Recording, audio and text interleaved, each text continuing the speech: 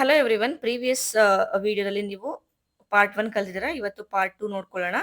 ಎಂಡಿಂಗ್ಗೆ ಅಂತ ಬಂದಾಗ ಈ ರೀತಿ ನಾವು ಸ್ಟ್ರೈಟ್ ಆಗಿಟ್ಟು ಲಾಕ್ ಮಾಡ್ಕೋಬೇಕು. ಯಾಕಂದ್ರೆ ನಾವು ಡಬಲ್ ಕ್ರೋಶೆ ಮಾಡಿದ್ವಿ.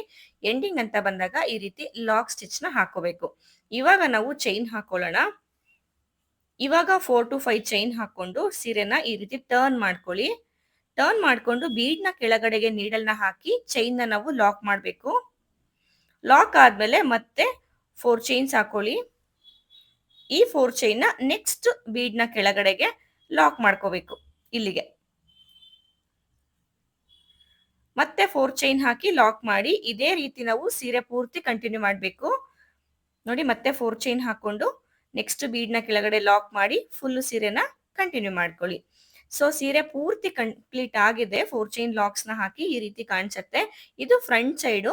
ನೋಡಿ, ಇದು ಬಂದು ಬ್ಯಾಕ್ ಸೈಡ್ ಇಂದ ನಾನು ಚೈನ್ ಸ್ಟಿಚ್ ನ ಹಾಕಿದ್ದು. ಇವಾಗ ತೋರಿಸಿದ್ದು ಫ್ರಂಟ್ ಸೈಡ್. ಬನ್ನಿ ನೆಕ್ಸ್ಟ್ ಲೇಯರ್ ನೋಡ್ಕೊಳ್ಳೋಣ. ನೆಕ್ಸ್ಟ್ ಲೇಯರ್ಗೆ ನಾವು ಲಾಸ್ಟ್ ಅಲ್ಲಿ 4 ಚೈನ್ ಹಾಕಿ ಲಾಕ್ ಮಾಡಿದ್ವಲ್ವ, ಆ ಸೇಮ್ ಪಾಯಿಂಟ್ಗೆನೆ ಲಾಕ್ ನ ಮಾಡ್ಕೊಂಡು ಚೈನ್ ಹಾಕೊಳ್ಳಿ. ನಾನಿಲ್ಲಿ 4 ಚೈನ್ ಹಾಕೋತಾ ಇದ್ದೀನಿ. 4 ಚೈನ್ ಹಾಕೊಂಡು ಈ 4 ಚೈನ್ ಲಾಕ್ ಇದೆ ಅಲ್ವಾ, ಅದ್ರ ಮೇಲೆ ಲಾಕ್ ಮಾಡ್ಕೊಳ್ಳೋಣ. ಲಾಕ್ ಆದ್ಮೇಲೆ ಮತ್ತೆ 4 ಚೈನು. ಇದು ಅಷ್ಟೇ. ನೆಕ್ಸ್ಟ್ 4 ಚೈನ್ ಲಾಕ್ ನ ಮೇಲೆ ಲಾಕ್ ಮಾಡ್ಕೊಳ್ಳಿ. 4 ಚೈನ್ 2 ಟೈಮ್ಸ್ ಹಾಕಿ ಆಗಿದೆ. ಇವಾಗ ಟ್ರಿಬಲ್ ಕ್ರೋಶೆ ಮಾಡ್ಕೋಬೇಕು. ಒಂದು 4 ಚೈನ್ ಗ್ಯಾಪ್ ನ ಬಿಟ್ಟು ನೆಕ್ಸ್ಟ್ 4 ಚೈನ್ ನ ಗ್ಯಾಪ್ ಒಳಗಡೆಗೆ ಟ್ರಿಬಲ್ ಕ್ರೋಶೆ ಸ್ಟಿಚ್ ನ ವರ್ಕ್ ಮಾಡ್ಕೋಬೇಕು.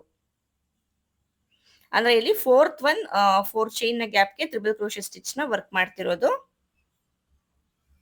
ನೋಡಿ, ಈ ರೀತಿ ಕಂಪ್ಲೀಟ್ ಮಾಡ್ಕೊಳ್ಳಿ. ಫುಲ್ ಆರ್ಚ್ ಎಷ್ಟು ಸ್ಟಿಚ್ ಬರುತ್ತೆ ಅಂತ. ಟೋಟಲ್ 12 to 14 ಬಂದಿದೆ. ಇವಾಗ ಇದನ್ನ ಡೈರೆಕ್ಟ್ ಆಗಿ 4 ಚೈನ್ ಲಾಕ್ ನ ಮೇಲೆ ಲಾಕ್ ಮಾಡ್ತಾ ಇದ್ದೀನಿ. ಈ ಲಾಕ್ ಮೇಲೆ ನೋಡಿ, ಆರ್ಚ್ ಕಂಪ್ಲೀಟ್ ಆದ್ಮೇಲೆ ಈ ರೀತಿ ಕಾಣಿಸುತ್ತೆ ನಿಮ್ಗೆ. ಇವಾಗ ಮತ್ತೆ ನಾವು 4 ಚೈನ್ ಹಾಕೋಬೇಕು. ಇವಾಗ ಏನ್ ಮಾಡ್ತೀವಿ ಅಂದ್ರೆ 4 ಚೈನ್ ನ 3 ಟೈಮ್ಸ್ ಹಾಕೋತೀವಿ. 4 chain lock, 4 chain lock, 4 chain lock 3 times ಹಾಕೋದು.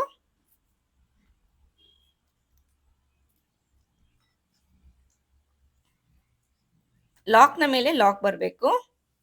ನೀಟಾಗಿ ಆ ರೀತಿ ವರ್ಕ್ ಮಾಡ್ಕೊಳ್ಳಿ. ಮತ್ತೆ ಇವಾಗ 4 ಚೈನ್ ಹಾಕೊಳ್ಳೋಣ. ಲಾಕ್ಸ್ ಗಳನ್ನ ಸ್ವಲ್ಪ ಲೂಸ್ ಆಗಿ ಮಾಡಿದ್ರೆ ನಾವು ಲಾಕ್ ಮಾಡೋದು ಈಸಿ ಅನ್ಸುತ್ತೆ ನಮ್ಗೆ.